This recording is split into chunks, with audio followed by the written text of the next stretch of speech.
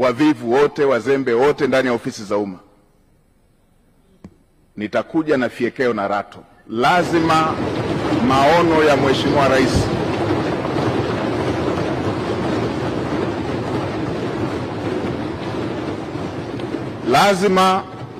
Mheshimiwa Rais, ahadi ambazo Mheshimiwa Rais amewaahidi wa Tanzania lazima zitekelezwe. Tanzania wanaoishi katika umaskini wa kupindukia, tuna takribani 26% ya Watanzania wanaoishi kwenye umaskini wa kipato. Niwakumbushe Watanzania, mimi umaskini wa Watanzania sijausoma kwenye kitabu, nimeuishi. Na Mheshimiwa Spika, katika maisha yangu haya, katika umri wangu huu, miaka takribani 32 nimeishi katika maisha hayo ya umaskini. Nimeishi katika maisha ambayo, kwa wale wanaokumbuka, kule vijijini mama zetu, dada zetu wakivaa gauni huwa wanajifunga nguo kiunoni. Ile nguo anayojifunga dada yangu, ile nguo anayojifunga shemeji yangu, ndio ilikuwa nguo yangu ya kujifunika. Kwa hiyo kabla hajamaliza shughuli zake za kila siku, silali mpaka akalale ili nipate shuka ya kujifunika.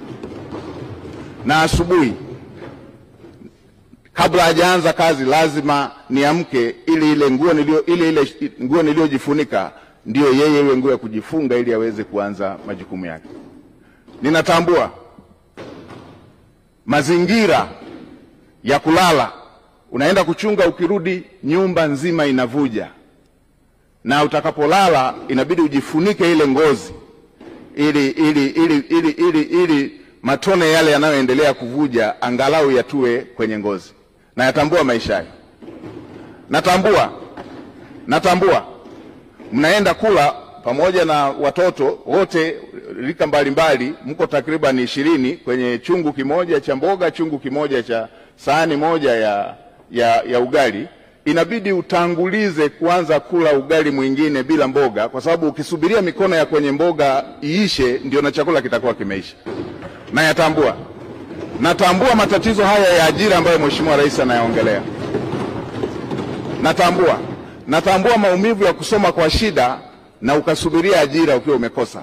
Natambua dira hiyo ambayo Mheshimiwa Rais anataka awapatie vijana takriban milioni 8 ajira. Natambua maumivu yake.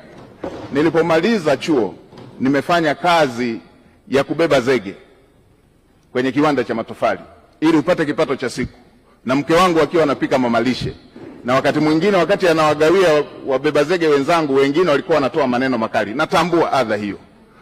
Niwahakikishie Watanzania, hasa wa mazingira ya chini, watasikilizwa kwenye kila ofisi ya umma.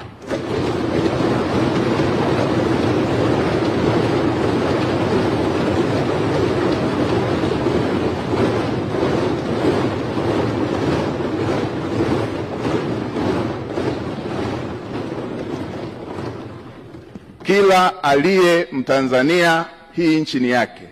Watanzania wote watasikilizwa kwa nidhamu katika ofisi za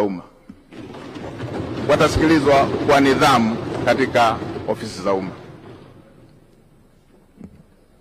Watanzania watafikisha kero zao, na watumishi wa umma watakwenda kwenye makazi, kwenye maeneo ya Watanzania kutatua kero za Watanzania.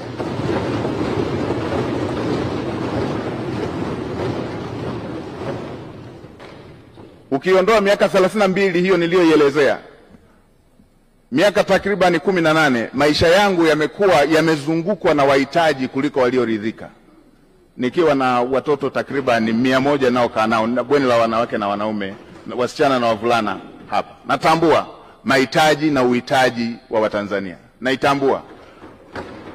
Kwa kutambua hilo, naamini yale yaliyo dira ya Mheshimiwa Rais katika kutatua kero za Watanzania, niwahakikishie Watanzania nitasimamia kwa uadilifu, nitasimamia kwa jitihada, nitasimamia kwa kuhakikisha kwamba hayo yanatimia.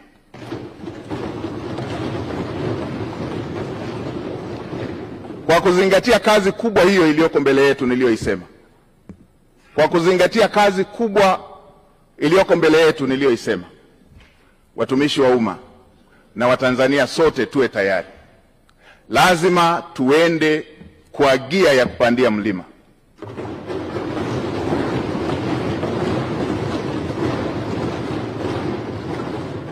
Lazima tuende kwa gia ya kupita kwenye bahari yenye mawimbi.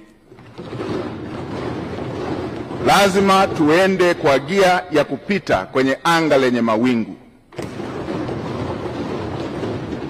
Lazima chombo kifike salama na watu wake wakiwa salama.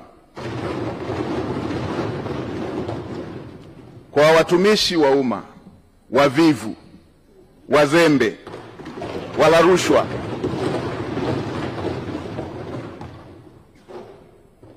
na wenye lugha mbaya kwa Watanzania, tuwe tayari.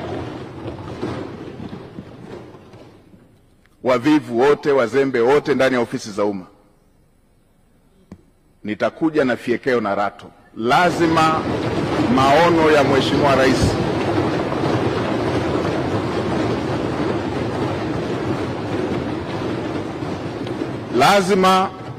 ya Mheshimiwa Rais ahadi ambazo Mheshimiwa Rais amewaahidi wa Tanzania lazima zitekelezwe.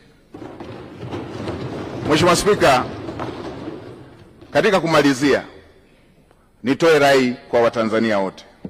Haya yote ambayo tunayaongea, yale yote yaliyoongelewa kwenye dira, yale yote yaliyoongelewa kwenye ilani ya uchaguzi, yale yote tulio na matamanio nayo, yale yote yaliyo ahadi ya Mheshimiwa Rais pamoja na makamu wa rais, yale yote yaliyo ahadi zenu waheshimiwa wabunge, yatatimia tu kama tutaendelea kumtanguliza Mungu katika mambo yetu kama taifa, na kama taifa letu litakuwa na amani, kama taifa letu litakuwa taifa lenye amani.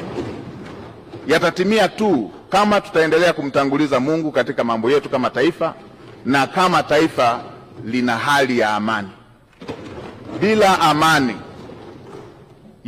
yote tunayotamani, yote tunayotarajia, yote tulioahidiwa, yote viongozi walioahidi, yote yaliyoko kwenye dira, yote yaliyoko kwenye ilani hayawezi kufikiwa. Nitoe rai kwa Watanzania wote, tuwe na wajibu wa kuhakikisha kwamba nchi yetu ni ya amani. Tumtangulize Mungu hata kwa yale tunayoona ni magumu, ili tuweze kuhakikisha kwamba Mungu anatusaidia kupata ufumbuzi wake, kwa sababu kwake yote ni mepesi. Mheshimiwa Spika, katika kumalizia, nishukuru familia yangu, wamesimama nami mara zote, mke wangu Neema pamoja na watoto. Niwashukuru wananchi wa jimbo la Iramba, niwashukuru sana wananchi wa jimbo la Iramba, kwa sababu pasipo wao kunichagua nisingepata sifa leo ya kupendekezwa kuwa waziri mkuu. Asanteni sana wana Iramba, asanteni sana Watanzania wote. Mheshimiwa Spika, nakushukuru kwa mara nyingine. Asante sana kwa kunipa nafasi.